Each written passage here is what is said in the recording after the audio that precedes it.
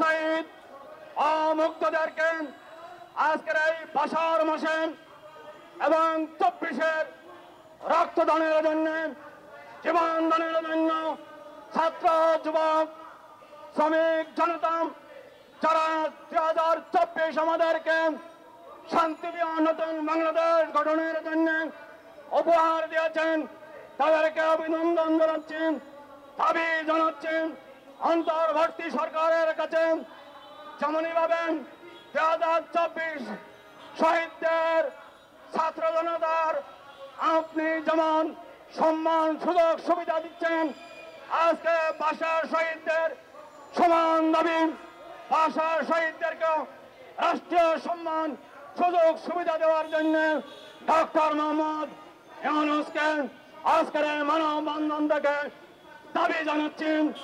আপনি বাংলাদেশের মানুষ, বিশ্ববরেণ্য সম্মানিত মানুষ, মানুষকে কিভাবে সম্মান করতে হয় ডক্টর মোহাম্মদ ইউনূস সাহেব আপনি জানেন।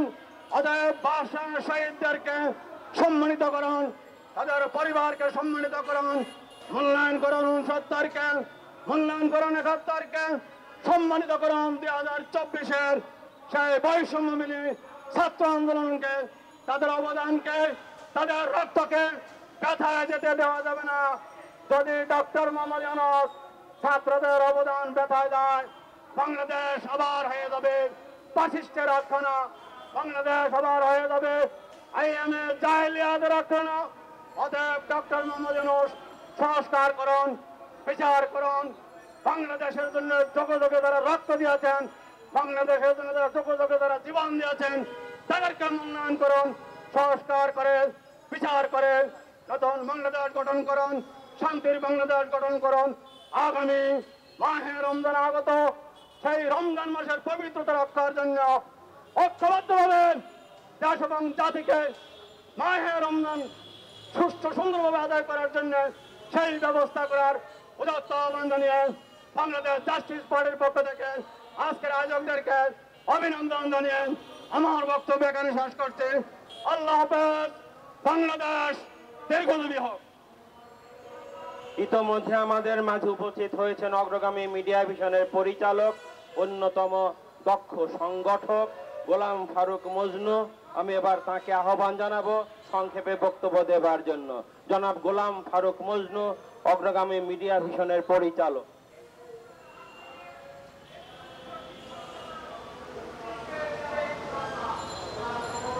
বিসমিল্লাহির রহমানির রহিম। ভাষা সৈনিকদের যথাযথ মর্যাদা ও রাষ্ট্রীয় মর্যাদার দাবিতে মানবাধিকার জোট কর্তৃক আয়োজিত আজকের মানববন্ধনে উপস্থিত রয়েছেন দেশবরেণ্য সংগঠক, সাংবাদিকবৃন্দ, সবাইকে আন্তরিক শুভেচ্ছা অভিনন্দন। আমরা নিশ্চয়ই অবগত রয়েছি যে 47 দেশ ভাগের পরে আমাদের ন্যায্য অধিকার এবং বৈষম্য দূরের যে সূত্রপাত ঘটেছে, আমাদের মায়ের ভাষার এবং আমাদের অধিকারের জন্য যে সূত্রপাত ঘটেছে, সেই 52 ভাষা আন্দোলনে যেখান থেকেই শুরু হয় ভাষা আন্দোলন তথা বাঙালি জাতির অধিকার আদায়ের যুদ্ধ, সেই ভাষা শহীদ এবং ভাষা সৈনিকরা আজকেও যথাযোগ্য মর্যাদা পায়নি। আমরা দেখেছি বিভিন্ন সরকার এসেছে, চলে গেছে, কিন্তু এই ভাষা সৈনিক এবং ভাষা শহীদের যথাযোগ্য মর্যাদা এখনো পায়নি। অতি উৎসাহী যারা ছিল তারা বিভিন্ন রকম চেতনার নামে নানান রকম সুবিধা তাদের দলীয় গোষ্ঠীকে দিয়েছে, কিন্তু যারা এই বাঙালি জাতির অধিকার আদায়ের জন্য প্রথম দিক থেকে কাজ করেছেন, ভাষা আন্দোলনে শহীদ হয়েছেন, তারা এখনো কোনো প্রকার রাষ্ট্রীয় সুবিধা পায়নি এবং রাষ্ট্রীয় মর্যাদা পায়নি। এই সকল ভাষা আন্দোলনে যারা শহীদ হয়েছেন এবং ভাষা সৈনিক এখনো যারা জীবিত রয়েছেন, তাদের রাষ্ট্রীয় মর্যাদা চাই। আমরা প্রতিবারই দেখি ভাষা শহীদদের একটু কদর বাঁধে শুধুমাত্র ফেব্রুয়ারি মাসে, এবং বাকি মাসগুলো তাদের কেউ স্মরণে রাখে না, তাদের কেউ জিজ্ঞাসাও করে না কেন এসেছেন, কোথায় থাকে, কি খেলো না কি করলো। শুধু ফেব্রুয়ারি মাসে তাদের একটু কদর বিভিন্ন দুই একটি সেমিনারে দাওয়াত করে। আমি এই আয়োজন থেকে যারা ভাষা শহীদ হয়েছেন তাদের রাষ্ট্রীয় মর্যাদা এবং যারা আমাদের মধ্যে যে সকল ভাষা সৈনিক রয়েছেন তাদের মান্থলি একটি ভাতার ব্যবস্থার জন্য অন্তর্বর্তীকালীন সরকারের প্রতি বিশেষ আহ্বান জানাবো। আমি আর কথা বাড়াবো না। আজকের আয়োজনের সম্মানিত সভাপতি মানবাধিকার জোটের মহাসচিব জনাব মোহাম্মদ মল্লিক সাহেবকে এই সভাপতির বক্তব্য রাখার জন্য বিনীতভাবে আহ্বান করছি।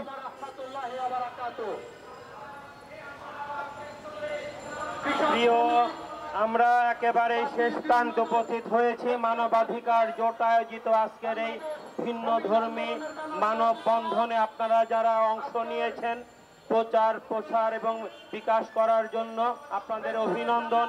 যারা অংশ নিয়েছেন দাঁড়িয়ে থেকে আপনাদেরও অভিনন্দন। আমরা সবশেষে চলে যাব শুধুমাত্র অনুষ্ঠানের সভাপতি কিন্তু মানবাধিকার জোটের মহাসচিব, একজন দক্ষ সংগঠক এবং জ্ঞান সন্দৃশ্য সংগঠক মিলন মল্লিকের কাছে যাবার আগে আমি দৃঢ়ভাবে উচ্চারণ করতে চাই এবং তিনি তার বক্তব্যের ভেতর দিয়ে আজকের এই মানববন্ধনের পরিসমাপ্তি ঘোষণা করবেন।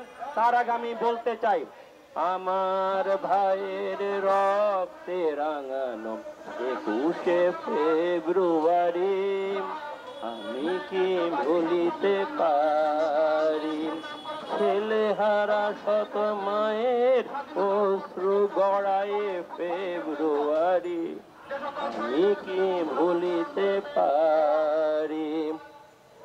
মানবাধিকার জোটের মহাসচিব আজকের এই মানববন্ধনের সভাপতি মিলন মল্লিক তার সভাপতির বক্তব্য দেবেন।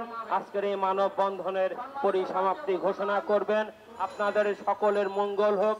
সকল দেশের, সকল ভাষার, সকল বর্ণের, সকল গোত্রের সকল ভালো মানুষ ভালো থাকুক। আলহামদুলিল্লাহ। আসসালামু আলাইকুম ওয়া রাহমাতুল্লাহি ওয়া বারাকাতুহু। সম্মানিত সাথী বন্ধুরা, আপনারা দীর্ঘ সময় ধরে এই মানববন্ধনে যারা উপস্থিত হয়েছেন তাদের সকলকে জানাচ্ছি মানবাধিকার জোটের পক্ষ থেকে আন্তরিক ধন্যবাদ, মোবারকবাদ ও সংগ্রামী সালাম। আমি শুরুতেই যারা 52 ভাষা আন্দোলনে রক্ত দিয়েছেন, শহীদ হয়েছেন এবং 52 ভাষা আন্দোলন যারা তাদেরকে সকলের রুহের মাগফিরাত কামনা করে আল্লাহ যেন রব্বুল আলামিন তাদের বেহেশতের সকল দরজা তাদের জন্য খুলে দেন, তারা যেন জান্নাতুল ফেরদাউসের মেহমান বানিয়ে নেন সেই রফিক সালাম বরকত জব্বর সহ সকলকে। আমরা জানি 1999 সালের 17ই নভেম্বর জাতিসংঘ কর্তৃক সিদ্ধান্ত অনুযায়ী প্রতি বছর 21শে ফেব্রুয়ারি আন্তর্জাতিক মাতৃভাষা দিবস পৃথিবীর 200টি উপরে রাষ্ট্রে পালন করে। অথচ এই ভাষা সংগ্রামে যারা অংশগ্রহণ করেছেন, এই ভাষা সংগ্রামে যারা জীবন দিয়েছেন, ভাষা আন্দোলনে 73 বছর পরেও এই ভাষা সৈনিকদের রাষ্ট্রীয় পূর্ণ মর্যাদা দেওয়া হয়নি, যেটা আমাদের মহান স্বাধীনতা যুদ্ধের মুক্তিযোদ্ধাদের জন্য অনেকটা দেওয়া হয়েছে। 2025 সালে এসে ভাষার মাসে আমরা মনে করি এই ভাষা সৈনিকরা যারা বেঁচে আছেন এবং যারা মৃত্যুবরণ করেছেন তাদের পরিবারকে রাষ্ট্রীয়ভাবে আর্থিক সম্মাননা সহ পূর্ণ মর্যাদা দেওয়ার জোর দাবি জানাচ্ছি। ডক্টর মোহাম্মদ শহীদুল্লাহ বলেছেন, যে দেশে গুণীর কদর নাই সে দেশে গুণী জন্মায় না। আমরা আজকে দেখি যে আমরা বাপের সম্মান করি, ছেলের সম্মান করি, কিন্তু দাদার সম্মান করতে জানি না। আমারও আরেক চাচাতো ভাই আছে, তারা দাদার কবরের পাশে দাঁড়িয়ে তারা বছরে একদিন আনুষ্ঠানিক বড়দানের মিলাদ মাহফিল করে না, কিন্তু বাপের জন্য বছরে 3 বার বাৎসরিক মাহফিল করে। কিন্তু আমরা চাচ্ছি যে আজকে যে 1952 সালে ভাষা সৈনিকরা তারা বুকের তাজা রক্ত দিয়েছে কিন্তু কখনো অন্যায়ের সাথে আপোষ করে নাই। তারাই দেখিয়েছেন যে কিভাবে স্বৈরাচার সরাইতে হয় এবং দেশ থেকে অন্যায়, অত্যাচার, অবিচার, জুলুম কিভাবে দূরে নিক্ষেপ করতে হয়। অতএব আমরা আজকে তাদের জীবন রক্তের বিনিময়ে, যাদের জীবন রক্তের বিনিময়ে আমরা বাংলা ভাষা পেয়েছি, সেই সকল ভাষা সৈনিকদের সর্বোচ্চ সম্মান দেওয়ার এটা আমাদের এই দেশের, এই জাতির জন্য দায়িত্ব হয়ে পড়েছে। 1952 সালে যারা সূর্য সন্তান, তারা বাংলার তরুণরা বুকের তাজা রক্ত দিয়েছে কিন্তু অন্যায়ের সাথে আপোষ করেনি। আজকে আমরা দেখতে পাচ্ছি 52 ভাষা আন্দোলন যারা নেতৃত্ব দিয়েছেন সেই ভাষা সৈনিকদের রাষ্ট্র অদ্যাবধি তাদের আর্থিক কোনো সহযোগিতা করে নাই। আমরা তাই জোর দাবি জানাচ্ছি যে মুক্তিযোদ্ধাদের মতন ভাষা সৈনিকদেরও আর্থিক সম্মানী ভাতা প্রদান করা হোক এবং তাদের পরিবারকে রাষ্ট্রীয়ভাবে সম্মান দেওয়া হোক। একই সাথে আমরা আরো দাবি করছি যে জুলাইয়ের গণ অভ্যুত্থানে যারা হতাহত হয়েছেন, এই 24 জুলাই গণ অভ্যুত্থানে যারা আহত নিহত হয়েছেন তাদের পরিবারবর্গকেও রাষ্ট্রীয়ভাবে তাদেরকে সম্মান প্রদর্শন করে তাদেরকে সহায়তা করার দাবি জানাচ্ছি। আমরা জুলাই গণ অভ্যুত্থানে যারা আহত হয়েছেন তাদেরকে কমপক্ষে 50 লক্ষ টাকা তাদের পরিবারকে আর্থিকভাবে সহায়তা দেওয়ার জন্য রাষ্ট্রের প্রতি আমরা দাবি জানাচ্ছি, এবং যারা নিহত হয়েছেন তাদেরকে কমপক্ষে 1 কোটি টাকার সহায়তা দেওয়ার জন্য জোর দাবি জানাচ্ছি। মহান রব্বুল আলামিন কোরআনে বলেছেন, ইন্না কাইদা শাইতানি কানা দাইফা, নিঃসন্দেহে শয়তানের চক্রান্ত, শয়তানের কৌশল আসলেই দুর্বল। যারা যুগে যুগে শয়তানি চক্রান্ত করেছে তারা কখনোই টিকতে পারেনি। যে 52 ভাষা আন্দোলন শুধু নয়, আপনারা দেখছেন 1970-এর 71-এর মুক্তিযুদ্ধ, 90-এর গণ অভ্যুত্থান, 2024-এর সেই গণ অভ্যুত্থান সহ সকল ধরনের যত অন্যায়, অত্যাচার, অবিচার, জুলুম সব দূরে সরে গেছে। এবং মহান রব্বুল আলামিন কোরআনে বলেছেন, ওয়াকানা হাক্কাল আলাইনা নাসরুল মুমিনিন, মুমিনদের সাহায্য করা আল্লাহর জন্য কর্তব্য। আমরা যদি ভালো কাজ করার চিন্তা করি তাহলে আল্লাহ আমাদেরকে সহায়তা করবেন, এবং এটা আল্লাহ পাকের ওয়াদা। অতএব আল্লাহ পাক কখনই ওয়াদা বরখেলাপ করে নাই, মিস করে নাই। অতএব আমরা যদি ভালো কাজ করার চিন্তা করি আল্লাহ আমাদেরকে সহায়তা করবে, এবং শয়তান আমাদের কাছ থেকে অনেক দূরে পলাইয়ে যেতে বাধ্য হবে। আমরা আজকে এই মহতী অনুষ্ঠান থেকে আজকে আমাকে যারা সর্বাত্মক সহযোগিতা করছেন তাদের মধ্যে আমি কৃতজ্ঞতা প্রকাশ করছি। আমাদের সংগঠনের যুগ্ম মহাসচিব জনাব মোহাম্মদ মুস্তফা ভাই, আমরা দেখতে পাচ্ছি জনাব গোলাম ফারুক মজনু, আমরা দেখছি যে অন্যতম আরেক সংগঠক তিরমণি খান দিনু, আমরা রুকনুদ্দিন পাঠান সহ আমরা আজকে বিভিন্ন সংগঠনের যারা নেতৃবৃন্দ ইতিমধ্যে আমাদের মাঝে এসে একাত্মতা ঘোষণা করে সহযোগিতা করছেন, তাদের সকলকে মানবাধিকার জোটের পক্ষ থেকে জানাচ্ছি আন্তরিক ধন্যবাদ, মোবারকবাদ। এবং আজকে যারা প্রিন্ট মিডিয়া এবং ইলেকট্রিক মিডিয়ার যেসব সাংবাদিক ভাইরা এখানে উপস্থিত হয়েছেন তাদেরকেও জানাচ্ছি আন্তরিক ধন্যবাদ ও মোবারকবাদ। এবং আমরা পরবর্তীতেও আপনাদের কাছ থেকে সর্বাত্মক সহযোগিতা আশা করব। এবং আমরা জোর দাবি জানাচ্ছি যে পরিশেষে যে যারা জুলাই গণ অভ্যুত্থানে যারা শহীদ হয়েছেন তাদেরকে 1 কোটি টাকা সহায়তা দেওয়ার জন্য, এবং যারা আহত হয়েছেন তাদের পরিবারকেও যেন 50 লক্ষ টাকা করে সহায়তা দেওয়া হয়। এবং আমরা দেখছি যে বিগত দিনে যারা মুক্তিযুদ্ধ করেছেন তারাও একটা সম্মানী ভাতা পায় রাষ্ট্র থেকে। তাহলে ভাষা সৈনিক অল্প কয়েকজন লোক, গুটি কয়েকজন লোক, তারা কেন রাষ্ট্র থেকে সম্মান পাবে না? রাষ্ট্র কাছ থেকে তারা তো কিছু সম্মানই আশা করছে।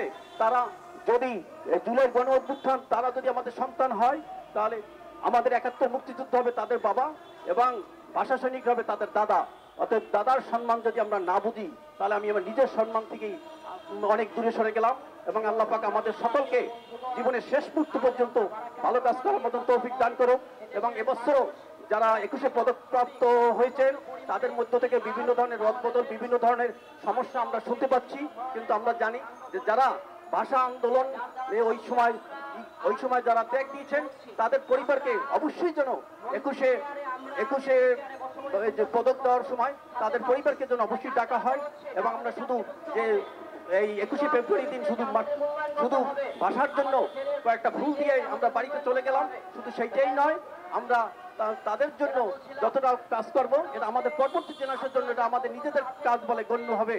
এবং আমরা সকলের কাছে দাবি করব যে এই দেশে যাতে সকল ধরনের অন্যায়, অত্যাচার, জুলুম, নির্যাতন যেন দূরে সরে রেখে আমরা যেন ভালো কাজ করার মতন আল্লাহ যেন আমাদের তৌফিক দান করেন। এবং যারা এসেছেন তাদের সকলকে আবারও আন্তরিক ধন্যবাদ ও মোবারকবাদ দিয়ে আমার বক্তব্য শেষ করছি।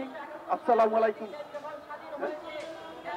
আজকের মানববন্ধন কর্মসূচি এখানেই শেষ করছি এবং সকলকে ধন্যবাদ। আসসালামু আলাইকুম ওয়া রাহমাতুল্লাহি ওয়া বারাকাতুহু।